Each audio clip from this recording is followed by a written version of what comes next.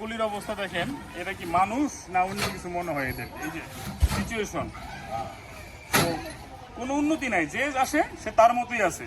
এইখানে কি মানুষের চর্মরোগ হইতে শুরু করে কি বাদ থাকবে, হাঁটতে পারে না কেউ এখান দিয়ে। জাস্ট সিচুয়েশনটা দেখেন, এই হইতেছে গিয়া এই পাশে হচ্ছে 51 নং ওয়ার্ড ঢাকা 4, আর এই পাশে হচ্ছে 54 নং ওয়ার্ড। তো এই হইল মানুষের জনজীবনের অবস্থা। মানে কল্পনা করা যায় যে এটা কতদিন যাব।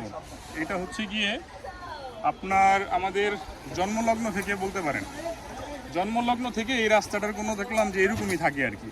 হ্যাঁ, একবার ঠিক করে আবার প্রপারলি যেই চেঞ্জ হওয়া উচিত, এই চেঞ্জ এইখানে আমরা দেখি। এখানে যারাই যখন কাজ করছে এক্স্যাক্টলি মানুষের কোনো প্রপার যে একবারে সমাধান সেটা হয়নি। এখনো টেন্ডার হইল কয়েকবার, দুইবার টেন্ডার হয়েছে, দুইবার টেন্ডার হয়েছে, দুইবারই বাতিল হয়েছে। দুইবার টেন্ডার হয়ে দুইবার বাতিল কেন হয়? সেই টেন্ডারগুলো যে হয় না তার কারণটা কি?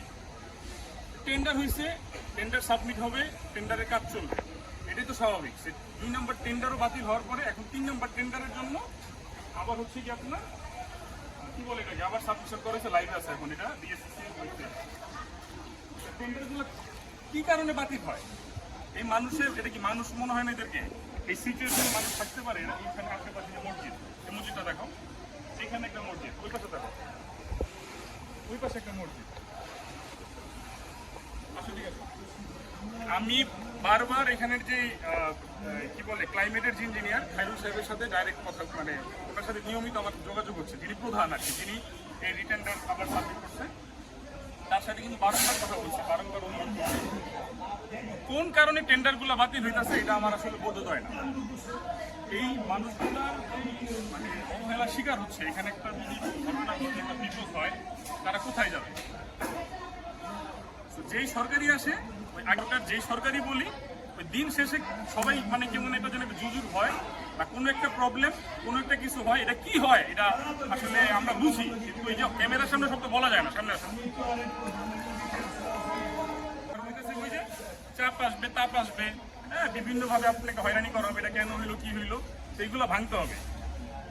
আপনার বর্তমান ঢাকা দক্ষিণ সিটি কর্পোরেশনের যারা আছেন, এবং আমি যে আমাদের উপদেষ্টার কথা যদি বলি আসিফ মাহমুদ সজীব ভাই, আপনার দৃষ্টি টানতে চাই, এবং এই দক্ষিণের যেই প্রকৌশলী মহোদয় আছেন বা যারা আছেন, তাদের ইমিডিয়েটলি এটা দেখা উচিত। এইভাবে মানুষ চলতে পারে না। এটা কতদিন যাব, বছরের পর বছর এই জায়গাটার এই অবস্থা হয়েছে। আপনি দেখেন নিচে অবস্থাটাকে দেখি, লাগা দাও, এই যে অবস্থাটা দেখেন, এখানে মানুষ থাকতে পারে? এই আশেপাশে কত হাজার মানুষের বসবাস, তো যারা এখানে কি করছেন এই মানুষের জন্য? আলটিমেটলি এখান থেকে বের হইতে হবে। এই কষ্ট আপনার বোঝা উচিত, আপনাদের মানে বিবেক থাকা উচিত যে কিভাবে এই টেন্ডার দুইবার কিভাবে আপনার বাতিল হইল।